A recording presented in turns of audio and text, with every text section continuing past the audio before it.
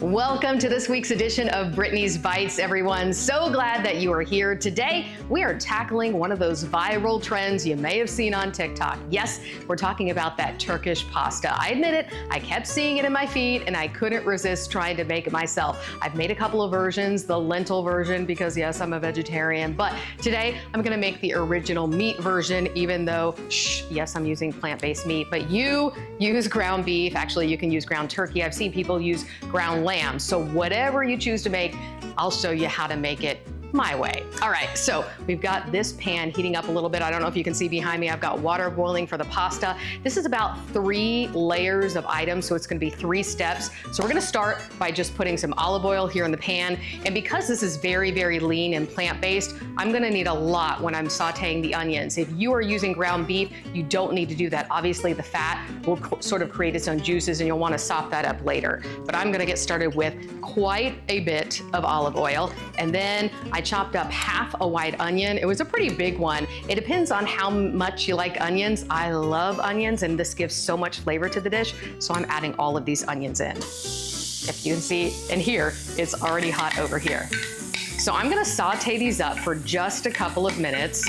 And then I'm going to add in the meat and cook that down. And then we're gonna add some spices. And this is where it gets a little bit unique because it's really paprika heavy. And I'm gonna add in a few other things that tips and tricks I got along the way with some other recipes. So I'll get this going and then add in the meat. Okay, we have the onions cooking down just enough where it's time to add the ground beef or whatever you choose to make. So I'm gonna plop it in here and then get this cooking and add some of the spices that we've been talking about. All right, I'm gonna use my little chopper here and get it all combined. I'm gonna let this cook down and combine just for a minute or two, and then we'll add those spices I've been talking about.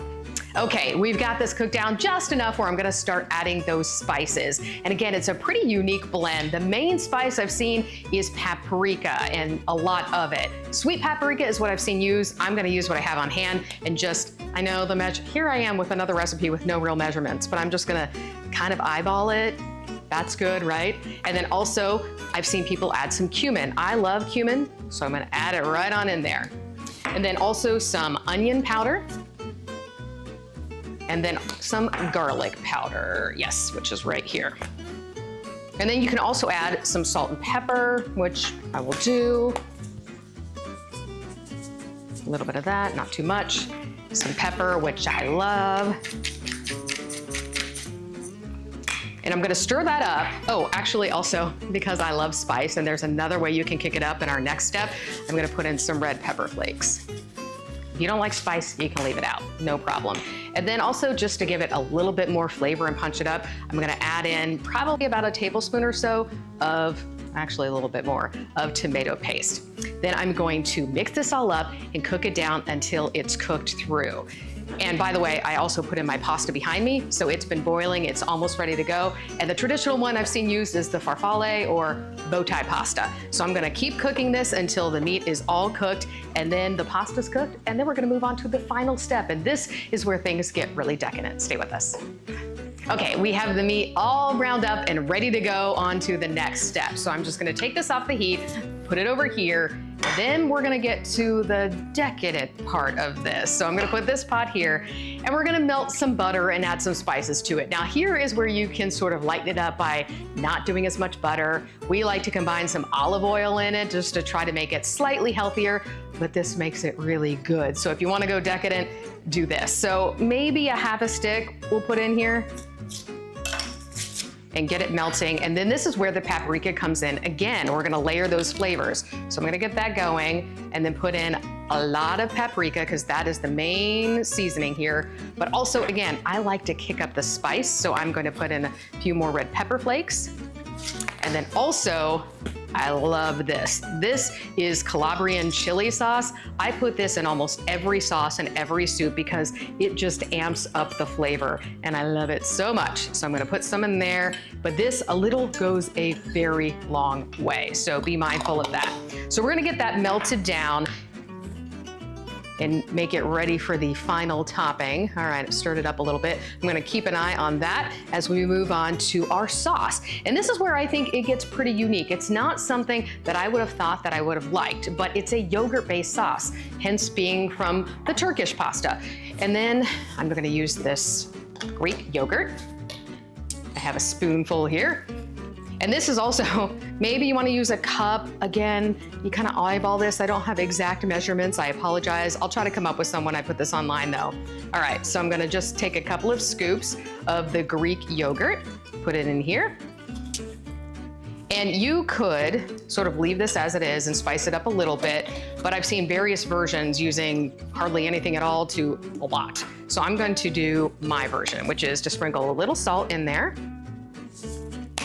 And then also some garlic. Now here's the thing, if you don't like garlic, you may not want to put this in because this is raw garlic going in here. I like it. I've heard 2 to 3 bulbs to use, but I'm going with just 1. Putting it in here like that. Then I'm gonna cut this onion in half and put in some this lemon. This is what I'm cutting in half, and put in a little lemon juice. That gives it a nice little kick as well.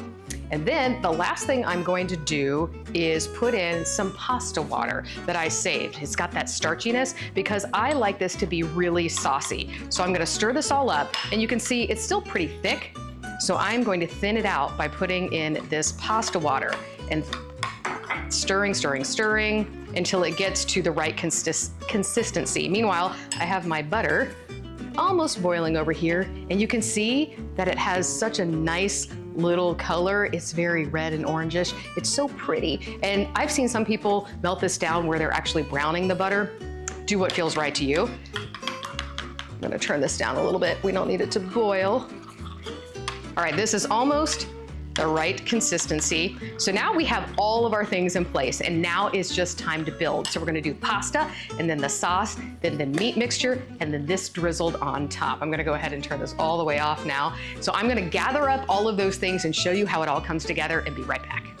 Okay, we're back for the final part of this multi-layered process, but wait till you see it all come together. So we've got our cooked bow tie pasta ready to go. That's the bottom layer. Up next, we've got that yogurt sauce that we made with the fresh garlic and the lemon juice and this little bit of salt, and also thinning it out a little bit with the pasta water. So this is, I don't know, just about as much as you want, but this is the order that I've seen it go as well. So the sauce goes down first, and then after that, we're gonna put a little bit of the meat mixture.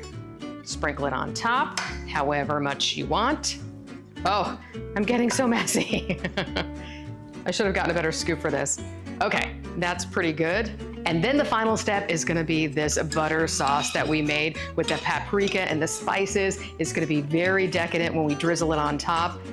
And you can put, again, as much or as little as you would like on the top. And that is the finished product. Now, I've also seen people, just to sort of jazz it up a bit, put some feta cheese on top or some tomatoes and parsley. I happen to have some cherry tomatoes, so just to make it look cute, I'm gonna put a few of those on top. But I hope you give this flavor combination a try again. I have it almost weekly now because I love it so much. Hopefully, you'll love it too. Join me next week for another Brittany's Bites.